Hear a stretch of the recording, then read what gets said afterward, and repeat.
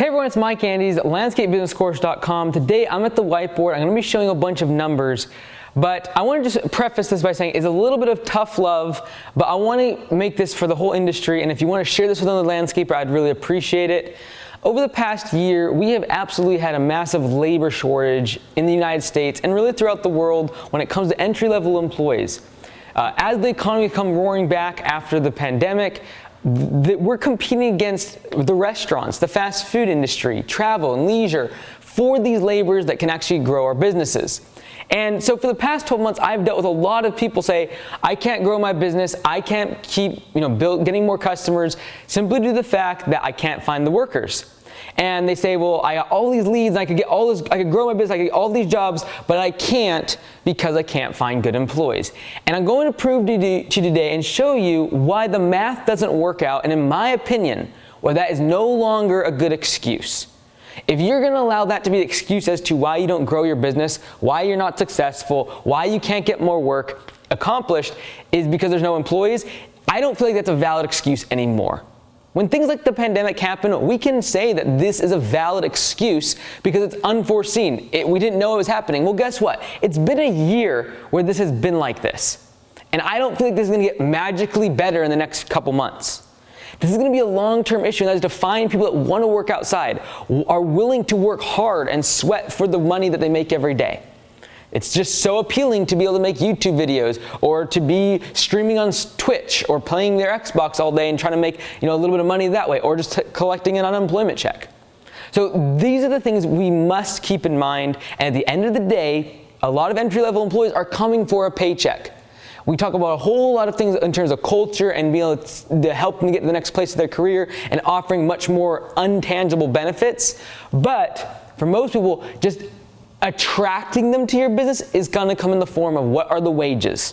And today I'm going to talk to you about if your mindset has been, oh, I can't grow, I can't take on more work because I can't find employees. I don't feel like that's a good excuse anymore. I think it was good for the past 6 to 12 months, but I think we need, as owners, as leaders, look, we see the issue, we have the problem, what is the solution?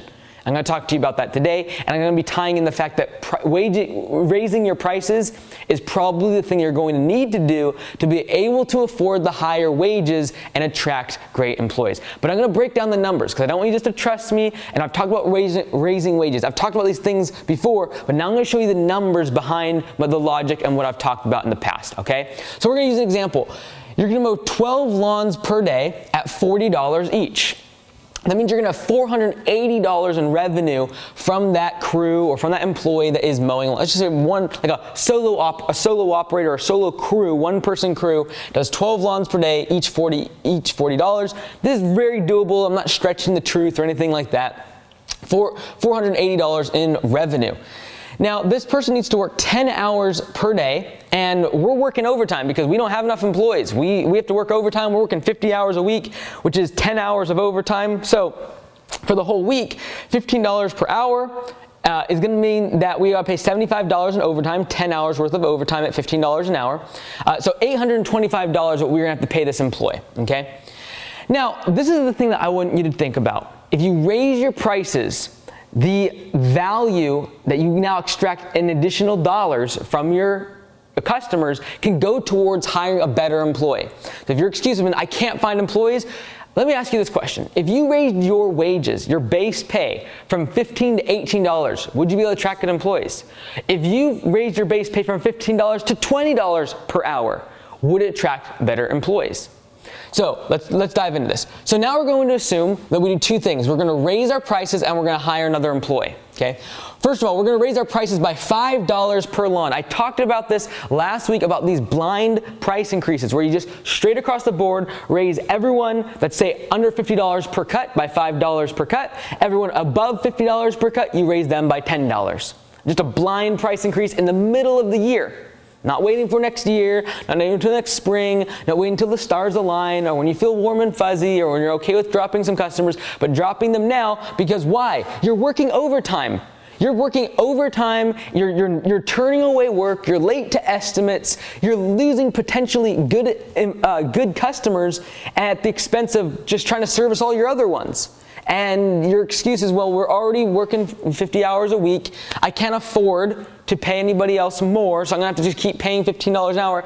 No, raise your prices. Let your customer pay for the higher wages that are going to attract a great employee. Raise them by $5. If you do that, your 12 lawns per day are now gonna be $45 each, and you're gonna generate $540 in revenue, which is an increase in $60 worth of additional revenue. Okay?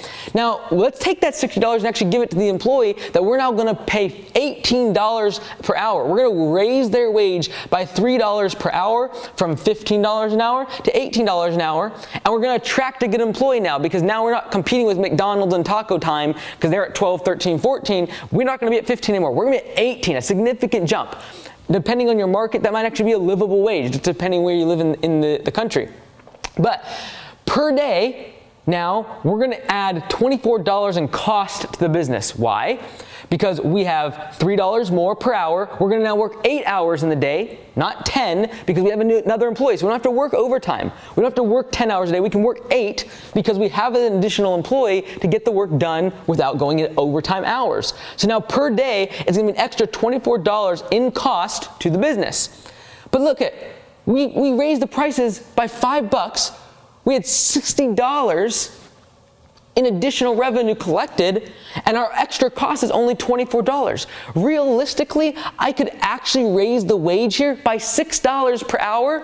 Let me see, actually. I could actually do $7 per hour. I could raise this by if I raise the wage, the base wage, by $7 per hour, that would mean that my extra cost per day would be $56. And guess what? I'd still be net positive, $60. I'd still be gaining $4 per day extra if I raise the wages, raise the prices, I should say, and then raise the base pay by $7 per hour.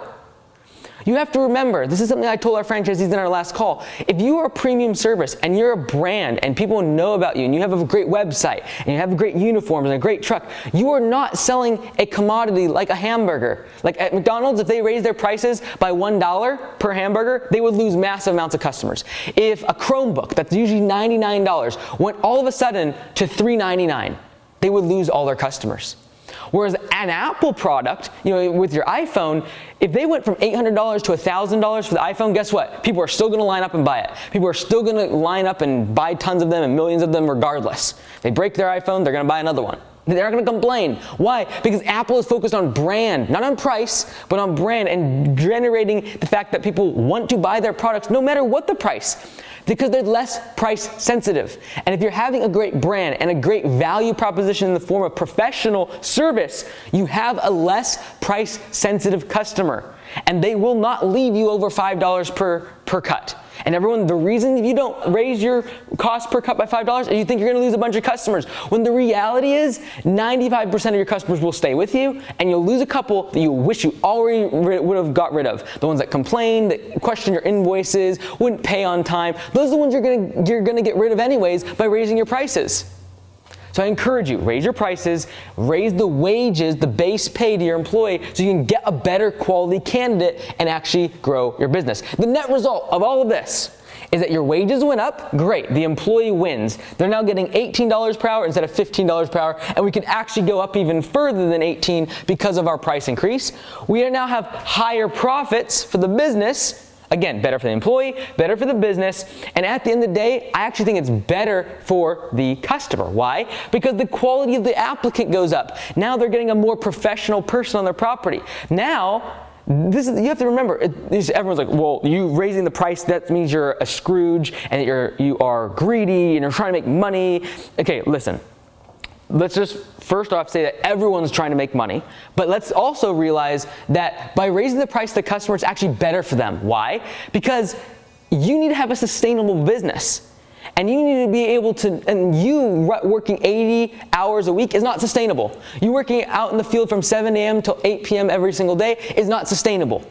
And eventually, you will either keel over and die, or B, they're gonna have to find a new service provider every year because people keep going out of business. You staying in business and remaining profitable is the best thing for the customer. You charging sustainable, healthy profit margins on the work you do is good for the customer. Why? Because they don't have to keep finding new contractors, new landscapers, new lawn care guys every single year because they keep going out of business. Stay in business, and that's good for the customer because now 2 years later after you installed the bushes, they know you're going to be around and you're going to be able to warranty and service them down the road on the project and the work that was installed. All right, so I highly encourage you, no longer do I believe that this is a valid excuse to say, oh, I cannot find any employees. Everyone wants to work, stay at home and collect their unemployment checks. I know that's true.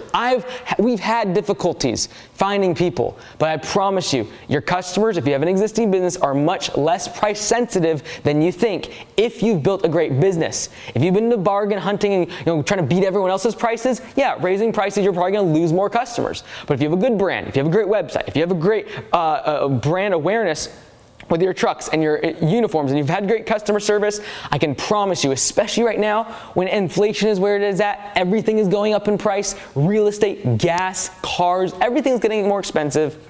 I promise you, two things need to go up. The cost to the customer as well as the fact that your wages will need to go up in order to attract great talent. I'm Mike Andes, landscapebusinesscourse.com. We'll see you tomorrow.